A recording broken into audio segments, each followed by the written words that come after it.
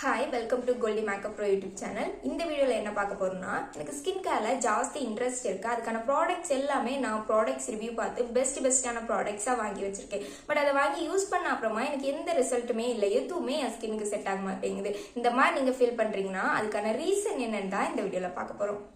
ரொம்பவே சிம்பிளான விஷயம். நம்ம ஸ்கின் கேர்னு வரும்போது நம்ம ஸ்கின்னுக்கு என்ன தேவையோ அதை மட்டும் தான் நம்ம வாங்கி யூஸ் பண்ணணும். இங்கதான் நம்ம பண்ற பெரிய மிஸ்டேக்கும் இங்கதான் இருக்கு. ஏன்னா இப்போ மார்க்கெட்ல விற்கிற எல்லா ப்ராடக்ட்ஸுமே ஆல் ஸ்கின் டைப்னு போட்டு வர்றதுனால நம்மளுக்கே கன்ஃபியூஸ் ஆயிரும். ஆல் ஸ்கின் டைப் தானே நம்ம வாங்கி யூஸ் பண்ணலான்னு. பட் அப்படி கிடையாது. உங்க ஸ்கின் டைப் என்னன்னு ஃபர்ஸ்ட் தெரிஞ்சுக்கோங்க. அது ஒன்றும் பெரிய விஷயம் எல்லாம் இல்லை. உங்க ஸ்கின்ல ரொம்ப ஆயில் செக்ரெட் ஆகுதுன்னா உங்களுக்கு ஆயில் ஸ்கின், இல்ல ட்ரையா இருக்குன்னா ட்ரை ஸ்கின், தென் ரொம்ப சென்சிட்டிவா இருக்கு, எது யூஸ் பண்ணாலும் ஒத்துக்க மாட்டேங்குது, அந்த மாதிரினா சென்சிட்டிவ் ஸ்கின், தென் உங்க டி ஜோன் இருக்குல்ல இங்க மட்டும் ஆயில் செக்ரேட் ஆகுது அப்படின்னா உங்களுக்கு காம்பினேஷன் ஸ்கின்.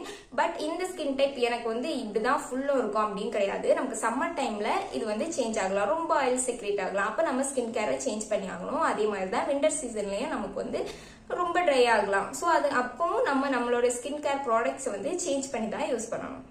ஒரு பேசிக்கான ஸ்கின் கேர் ரொட்டீனா சிடிஎம் ப்ராசஸ் தான். சிடிஎம் ப்ராசஸ் எல்லாருக்குமே மேக்ஸிமம் தெரிஞ்சிருக்கும். சீனா கிளென்சிங், டீனா டோனிங், எம்னா மாய்ஸ்சரைசிங். கிளென்சிங்னா வேற எதுவுமே இல்ல, ஃபேஸ் வாஷ் தான். இதுலயே ரெண்டு விதமான ஃபேஸ் வாஷ் இருக்கு. Foaming face wash, gentle face wash. Foaming face வாஷ்னா நிறைய நுர வரும், இது ஆயில் ஸ்கின் இருக்கவங்க யூஸ் பண்ணலாம். ஜென்டல் ஃபேஸ் வாஷ்னா இதுல நுர அவ்வளவா வராது, ட்ரை ஸ்கின் இருக்கவங்க, சென்சிட்டிவ் ஸ்கின் இருக்கவங்க இது யூஸ் பண்ணுவாங்க. நெக்ஸ்ட் டோனிங்னா ரெண்டு விதமான டோனர் இருக்கு. க்ளோயிங் டோனர், அப்புறமா போர் டைட்னிங் டோனர்னு. போர் டைட்னிங் டோனர் யார் யூஸ் பண்ணலாம்னா ஆயில் ஸ்கின் இருக்கவங்க யூஸ் பண்ணலாம். அவங்களுக்கு ஓப்பன் போர்ஸ்னால தான் அங்க ஆயில் செக்ரீட் ஆகி அவங்க ஃபேஸ் ஃபுல்லா ஆயிலா இருக்கும். ஸோ அவங்க யூஸ் பண்ணிக்கலாம். இல்ல ஸ்கின் ரொம்ப ட்ரையா இருக்கு, கொஞ்சம் க்ளோனஸ் வேணும் அப்படின்னு இருக்கவங்க க்ளோயிங் டோனர் வாங்கி யூஸ் பண்ணலாம். Next moisturising. இதுலதான் நம்ம பண்ற பெரிய மிஸ்டேக்கே இருக்கு. ஏன்னா எல்லா மாய்ஸ்சரைசர்லயும் மேக்ஸிமம் ஆல் ஸ்கின் டைப்னு வரனால எதையாச்சும் வாங்கி யூஸ் பண்ணிடுவோம். பட் அப்படி கிடையாது. மாய்ஸ்சரைசிங்னாலே நம்ம ஸ்கின் நமக்கு கொஞ்சம் சாஃப்டா ஃபீல் பண்ண வைக்கணும், அதுதான். ஸோ இதுக்கு நீங்க ட்ரை ஸ்கின்னா இருக்கீங்கன்னா நீங்க ட்ரை ஸ்கின்க்குன்னு பர்டிகுலரா இருக்கிற மாய்ஸ்சரைசர் வாங்கி யூஸ் பண்ணலாம். ஆயில் ஸ்கின் இருக்கவங்களுக்கு ஆல்ரெடி ஸ்கின்ல ஆயிலா தான் செக்ரீட் ஆயிட்டு இருக்கும். இந்த டைம்ல நீங்க ஆல் ஸ்கின் டைப்னு நார்மலா இருக்கிற மாய்ஸ்சரைசரை வாங்கி யூஸ் பண்ணா இன்னும் கொஞ்சம் உங்க ஃபேஸ் ஆயிலா தான் இருக்கும். சோ இந்த மூணு ஸ்டெப்புக்குமே மூணு விதமான பர்பஸ் இருக்கு. கிளென்சர் உங்க ஃபேஸ்ல இருக்க டர்ட்டை ரிமூவ் பண்ண மட்டும்தான் ஹெல்ப் பண்ணும். டோனர் உங்க ஓப்பன் போர்ஸை மினிமைஸ் பண்ண மட்டும்தான் ஹெல்ப் பண்ணும். தென் மாய்ஸ்சரைசர் உங்களை சாஃப்டா ஃபீல் பண்ண வைக்கும். இவ்வளவுதான் இந்த மூணுமே பண்ணும். பட் நம்ம என்ன எதிர்பார்க்கிறோம்னா இன்னும் எக்ஸ்ட்ராடினரியா எதிர்பார்க்கிறோம் உங்ககிட்ட.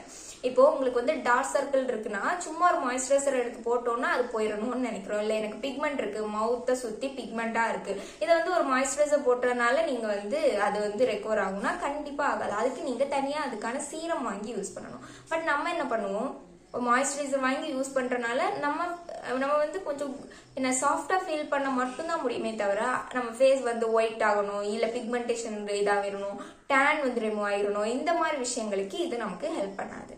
தென் ஒரு ஃபேஸ் வாஷ் வாங்கி யூஸ் பண்றதுனால என் ஃபேஸ்ல இருக்கிற பிளாக் கட்ஸ், ஒயிட் கட்ஸ் எல்லாம் ரிமூவ் ஆகிடணும்னு நம்ம நினைக்கிறோம். பட் அப்படியும் கிடையாது. அதுக்கு நம்ம ஒரு ஸ்க்ரப்பர் வாங்கி யூஸ் பண்ணணும், இல்ல ஸ்கின் எக்ஸ்போலியேட்டட் பண்ணணும். இந்த மாதிரி ஸ்டெப் பண்ணாதான் அது ரிமூவ் ஆகும். பட் ஒரு ஃபேஸ் வாஷ் வாங்கி யூஸ் பண்றதுனால எனக்கு இதெல்லாம் போயிடணும் அப்படின்னா அது கண்டிப்பா போகாது. ஸோ நம்ம ஒரு ப்ராடக்ட் வாங்கியிருக்க ப்ராடக்ட் எல்லாம் கரெக்ட் தான். பட் அதுக்கான பர்பஸ் என்னவோ அது மட்டும் தான் அது பண்ணும். பட் மார்க்கெட்டிங்காக அப்படி பண்ணும் இப்படி பண்ணும்னு சொல்லுவாங்க. பட் அது எதுவுமே அது பண்ணாது. தென் ஸ்கின் கேரோட லாஸ்ட் ஸ்டெப் சன்ஸ்கிரீன். இந்த சன்ஸ்கிரீன் பத்தி என்ன சொல்றேன்னு எனக்கே தெரியல. பிகாஸ் நானும் நிறைய விதமான சன்ஸ்கிரீன் வாங்கி யூஸ் பண்ணியிருக்கேன். சன்ஸ்கிரீன் யூஸ் பண்றதுனால டேன் ரிமூவ் ஆகும் அப்படின்னு சொல்லுவாங்க, இல்ல டேன் வராது, யூவி ரேஸ்ல இருந்து ப்ரொடெக்ட் பண்ணுது, அந்த மாதிரிலாம் சொல்றாங்க. பட் எந்த சன்ஸ்கிரீன் யூஸ் பண்ணாலுமே எனக்கு டேன் ஆகல. இந்த மாதிரி எனக்கு பர்சனலா எக்ஸ்பீரியன்ஸ் பண்ண முடியல. ஏன்னா எனக்கு சன்ஸ்கிரீன் போட்டாதான் இன்னும் கொஞ்சம் டேன் ஆகுற மாதிரி இருக்கு. ஸோ அது இப்ப ரீசெண்டா தான் ரொம்பவே ட்ரெண்ட் ஆச்சு. இல்ல டெய்லி சன்ஸ்கிரீன் யூஸ் பண்ணணும், 2 hours once யூஸ் பண்ணணும் அப்படின்னு. அது என்னன்னு தெரியல. பட் எனக்கு பர்சனலா சன்ஸ்கிரீன் நான் யூஸ் பண்றது இல்லை. ஸோ கைஸ், இந்த வீடியோ உங்களுக்கு கண்டிப்பா யூஸ்ஃபுல்லா இருக்கும் நம்புறேன். இன்னொரு யூஸ்ஃபுல்லான இன்ட்ரெஸ்டிங்கான வீடியோல மீட் பண்ணலாம். பாய்.